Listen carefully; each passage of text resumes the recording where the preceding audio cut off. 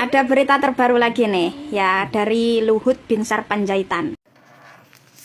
Ahok, Ahok. Siapa yang nggak kenal Ahok?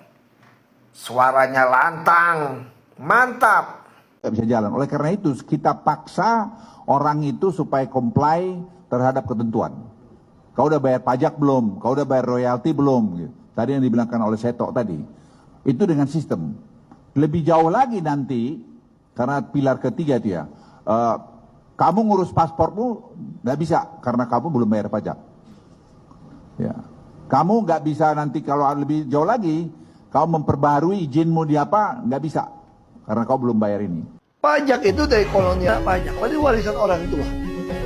Jadi udah pensiun, udah kerja setengah mati, udah bayar pajak setengah mati, udah tua pensiun, pajaknya dinaikin semua. Saat Presiden Prabowo akan merombak semua pejabat termasuk Kapolri, Luhut Panjaitan malah mengancam Presiden. Prabowo, jangan sentuh Kapolri. Presiden Prabowo merespon kekecewaan Luhut terhadap dirinya. Menurut Presiden Prabowo Subianto, saya dipilih oleh rakyat, saya akan bekerja untuk rakyat, siapapun itu termasuk kakak leting saya di Kopassus lewat Panjaitan. Jika dia bersalah, saya akan adili dia.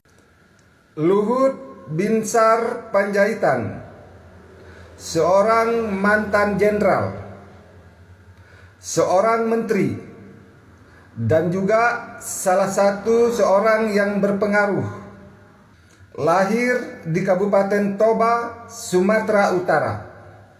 Biasanya tanah kelahiran, tanah tumpah darah, daerah yang paling berkesan dalam hidup kita, dan daerah yang tidak mudah untuk dilupakan.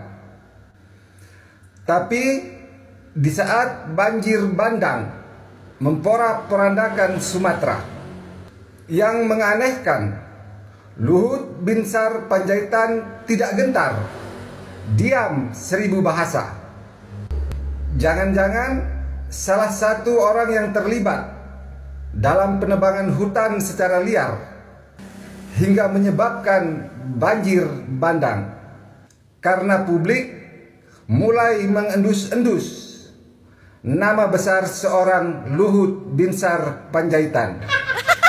Menanggapi pernyataan Basuki Cahayapurnama alias Ahok yang sebelumnya mengkritik kinerja Presiden Joko Widodo, Menteri Koordinator Bidang Maritim dan Investasi Luhut Binsar Panjaitan menjawab dengan menyatakan bahwa pihak-pihak yang meragukan kinerja Presiden Joko Widodo adalah orang-orang yang bermasalah. Bahkan menurut Luhut, orang-orang itu tidak bisa menggunakan kepalanya untuk berpikir jernih. Bagaimana menurut pendapat kalian? Menteri Pertahanan Syafri Syamsuddin bertemu Tito Karnavian terkait untuk tidak membela Luhut Panjaitan atas apa yang telah Luhut Panjaitan lakukan. Menurut Menteri Pertahanan Syafri Syamsuddin, saya pastikan komitmen Presiden Prabowo untuk berantas korupsi di negeri ini, ada yang melawan saya yang sikat.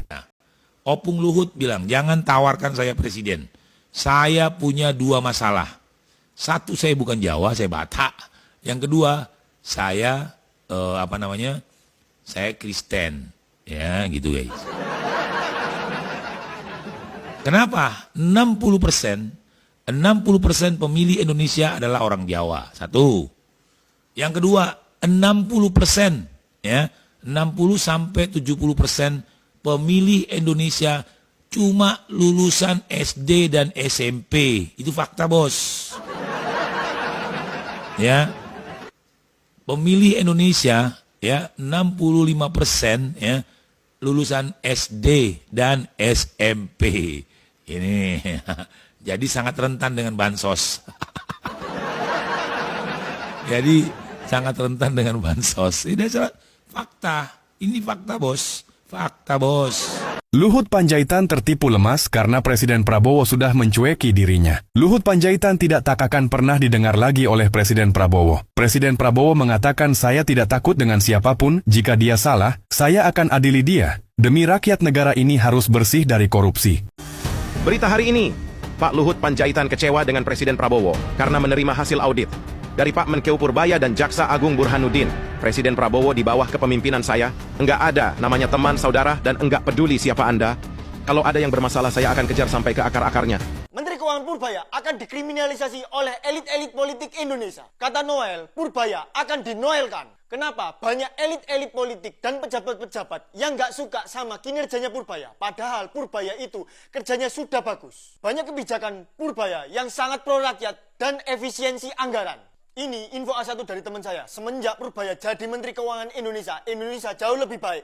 Imbasnya banyak pejabat-pejabat yang susah korupsi. Dan mereka sekarang lagi merencanakan rencana jahat untuk melengsarkan Purbaya. Kenapa setiap Indonesia memiliki pejabat-pejabat bagus selalu ingin dilengsarkan oleh elit-elit politik? Hei elit-elit politik, kalau kalian ingin melengsarkan Purbaya, lewati dulu nyawa saya. Jangan lagi-lagi kalian merusak bangsa Indonesia ini. Menurut kalian, apakah kinerja Purbaya ini sudah bagus atau sebaliknya? Sekian, terima kasih. Luhut Panjaitan tertipu lemas karena Presiden Prabowo sudah mencueki dirinya. Luhut Panjaitan tidak tak akan pernah didengar lagi oleh Presiden Prabowo. Presiden Prabowo mengatakan saya tidak takut dengan siapapun, jika dia salah, saya akan adili dia. Demi rakyat negara ini harus bersih dari korupsi. Bandit-bandit lepas anjing liar buat gigit Purbaya, ini kata Noel. Mantan Wamenakar Noel tiba-tiba peringatkan Menko Purbaya Yudi Sadewa. Bilang ada pesta bandit terganggu dan siap melepas anjing liar untuk menyerang. Noel dapat info A1, modusnya hampir sama semua. Purbaya harus hati-hati, drama politik ini baru mulai dan publik makin panas menunggu kelanjutannya. Buat buku papa, lu jangan coba-coba jadi pahlawan kesiangan. Mengambil momen ini seakan-akan lu berlawanan dengan DPR. Awal mula negara ini hancur akibat kebijakan bapak lu yang menormalisasi rangkap jabatan, merusak konstitusi, pernah memaksakan revisi undang-undang pilkada di DPR. Ingat ya, di kabinet saat ini paling banyak orang-orangnya bapak lu. Rusaknya negara ini dimulai dari keluarga lu. Jadi jangan coba-coba lu melakukan cuci tangan. Setan. Gibran adalah anak muda yang pengecut dan tidak jujur. Kenapa? Prabowo itu adalah produk gagal dari turunan Orde Baru, sedangkan Gibran adalah anak haram konstitusi. Bahwa kita hari ini mau bilang Prabowo, Gibran itu adalah bentuk humor dan kelucuan di dalam ruang demokrasi kita. Nah, kenapa bentuk humor dan kelucuan? Humor itu kan membangkitkan kegelian sehingga membuat kita tertawa karena kejenakaan yang diciptakan. Prabowo, kita tahu, kita baca sejarah, kita baca histori, Prabowo tersandung skandal penculikan beberapa aktivis yang sampai hari ini kita nggak tahu mana terang mana benar. Juga kalau kita mengutip pembicaraan B.J. Habibie, presiden kita yang ketiga, Prabowo itu sempat tersangkut skandal upaya mau kudeta pada masa itu juga. Poin yang kedua, Gibran, betul kita akui Gibran adalah anak muda, representasi anak muda, tapi pada konteks anak muda yang seperti apa? Kenapa? Kita bilang, kalau Gibran bilang 3-4 tahun lalu dia bilang, saya mau jadi cawapres. Saya jujur mau jadi cawapres, bahkan capres sekalipun. Saya yakin teman-teman yang berdiri hari ini di sini akan dukung paling depan bahwa Gibran adalah representasi anak muda. Tetapi jalur-jalur yang ditempuh oleh Gibran dan kronik-kroniknya adalah jalur-jalur yang non-prosedural dan inkonstitusional, mencederai reformasi kita. Ya, namanya koruptor itu memang harus diadili ya. Tentu kita sepakat dan kita memang tidak akan pernah mendukung para koruptor. Tapi melihat kasus seperti ini gitu kan ya, dalam kondisi sekarat, dipaksa dihadirkan gitu kan ya. Tapi di luar sana gitu kan ya, banyak gitu kan orang-orang terdakwa klien gitu kan ya, yang hanya sakit hanya berupa surat dari dokter saja, itu mereka tuh tidak menghadirkan, tidak dihadirkan di pengadilan. Sementara ini yang sudah jelas-jelas sekarat, sudah dalam kondisi diinfus, terus ada oksigen dan segala macamnya. Benar-benar bahkan tuh dokter sudah memvonis bahwa itu adalah penyakitnya itu benar-benar sangat berat dideritanya, tapi tetap saja dihadirkan. Dan Anda tahu semua nggak? Ini sekarang tuh meninggal loh. Dan beritanya sudah tersebar di mana-mana. Kali ini kita nggak pakai ketawa ya. Ini benar-benar kita tuh kesal gitu sama kejaksaan, sama kehakiman dan segala macam lah ini seperti itu. Sementara gitu kan si brengsek itu Sylvester Matutina sampai sekarang pun mana ya? Bilangnya kejaksaan itu mana, mau menangkap itu mana, mau nyari itu kemana.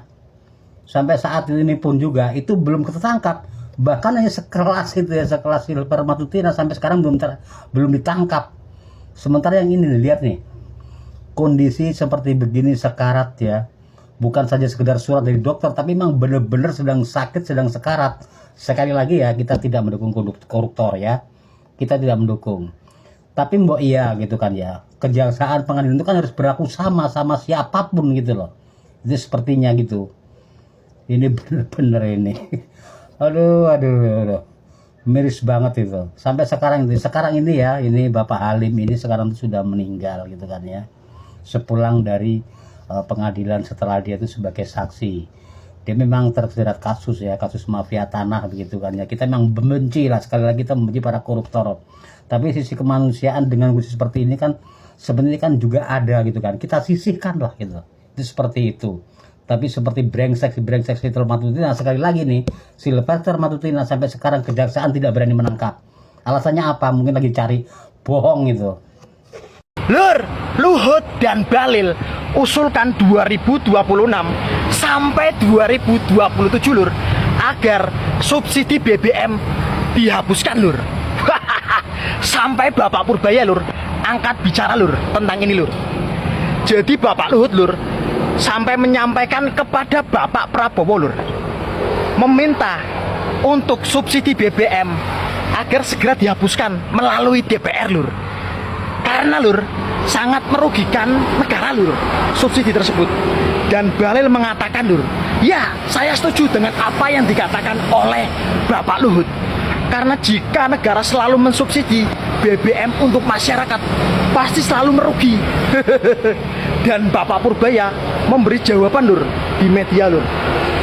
Katanya lur, kata Bapak Purbaya mengatakan lur, apa sih yang dikatakan Bapak Luhut? Apa mau bikin masyarakat Indonesia agar benci kepada presiden atau bagaimana?